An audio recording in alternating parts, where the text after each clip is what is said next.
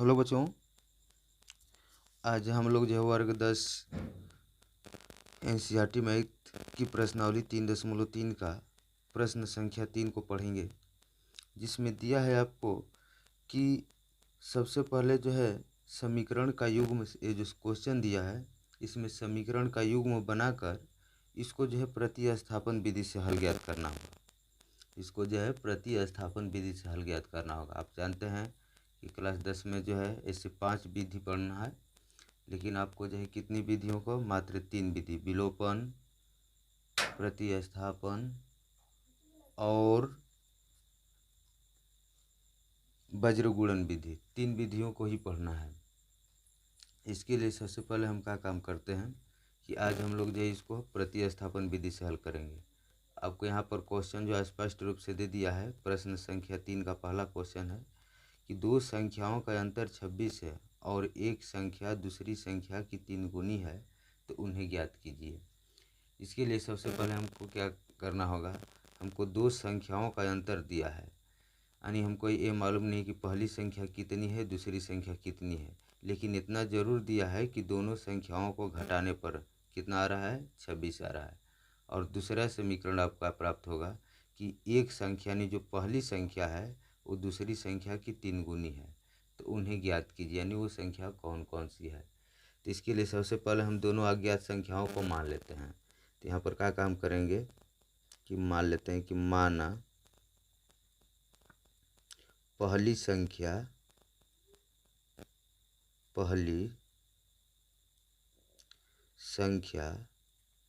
X तथा दूसरी संख्या क्या है, तो y है, दूसरी संख्या y है, जिसमें यहाँ पर लिख दीजिएगा, जिसमें x बड़ा किससे है, तो y से है। अब देखिए, अब हम लोग क्या काम करते हैं, तो पहले प्रश्न से ले लेते हैं। यहाँ पर ले लेते हैं पहले प्रश्न से देखिए क्या है। तो यहाँ पर दे दिया है कि दोनों संख्याओं का अंतर कितना है, 26 है। तो दोनों संख्या हमको प्राप्त का माने हैं, तो एक x माने हैं, एक y माने हैं। यही दोनों संख्याओं का अंतर जो है कितना है, तो 26 है। इसलिए हम लोग पहले प्रश्न लिख देते हैं x और माइनस, अंतर माने घटाव होता है, नहीं माइनस, x माइनस y, ये दोनों का अंतर कितना दिया है, तो 26 दिया है। इसलिए इसको हम लोग बराबर में कितना लिख लेते हैं, 26। ये आपका इक्वेशन यानी समीकरण का, इसको मान लेते हैं फर्स्ट हो गया। अब देखिए दूसरे प्रश्न से, दूसरे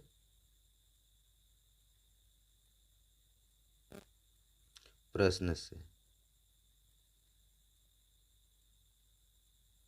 क्या दूसरे प्रश्न से लेंगे, तो देखिए यहाँ पर कह रहा है कि एक संख्या दूसरी संख्या की 3 गुनी है। अब इतना ध्यान दीजिएगा कि अगर संख्याओं में दो वस्तु हो, दो लोग हों, यानी दो चीज़ों में अगर अधिक कम गुना कहे, तो पहले दोनों को जो है बराबर करते हैं। तो इसमें भी तो गुना दिया है, गुना गुनी अगर दे देगा तो पहले दोनों संख्याओं को बराबर करेंगे। पहले लिख लेते हैं, एक तरफ क्या लिखेंगे, तो ये हो गया x, और एक तरफ क्या लिख देते हैं, y लिख देते हैं। देखिए अब यहीं पे आप तुलना कर दीजिए बराबर।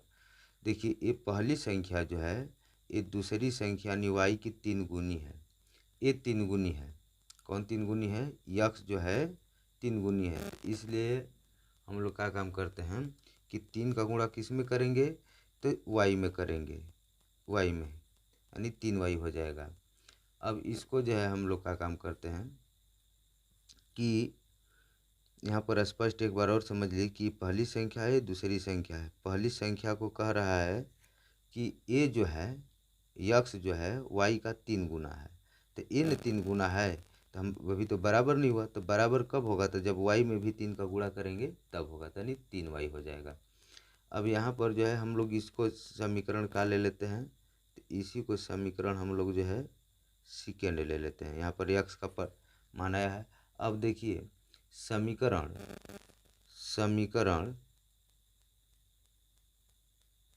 फर्स्ट में यक्स का मान क्या करने पर, तो प्रतिस्थापित करने पर, प्रतिस्थापित करने पर। तो देखिए फर्स्ट क्या है, तो फर्स्ट दिया है यक्स अब माइनस वाई बराबर कितना है, तो 26 है।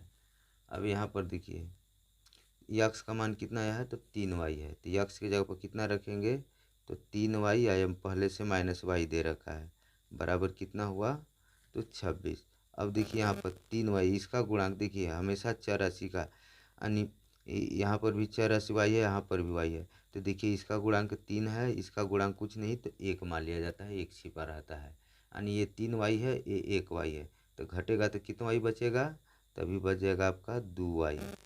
2y बराबर कितना हो जाएगा, तो 26 हो जाएगा। 2y बराबर 26 हुआ, इसलिए y बराबर कितना हो जाएगा, तो 26/2। इसको कटा देते हैं, कितने बार में कट गया, तो 13 बार में कट गया। कितने बार में कट गया, 13 बार में, यानी y का मान कितना हुआ, तो 13।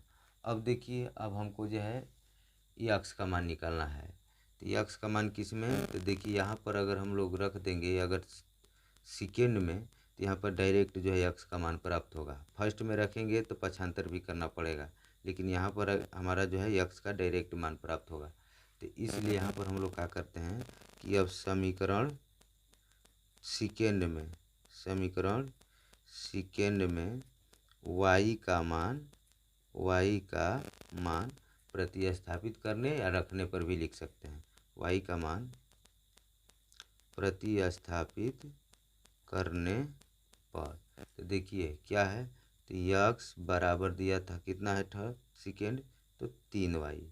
यहाँ पर देख लीजिए, यहाँ पर दिया है यक्स बराबर 3y, तो यहाँ पर हम लोग लिख दिए यक्स बराबर 3y। अब देखिए यह हो जाएगा यक्स अब बराबर 3 और गुणे y का मान कितना है यहाँ पर प्राप्त, तो 13 है, इसलिए यक्स बराबर 13 कितना हुआ, तो 39 हुआ। तो अब इतना आ जाने से हमारा आंसर नहीं होगा, इसको एक बार लिखना होता है, तो यहाँ पर लिख दीजिए पहली संख्या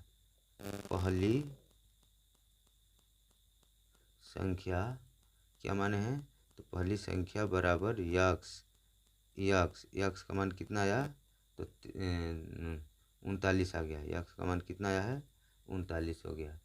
और दूसरी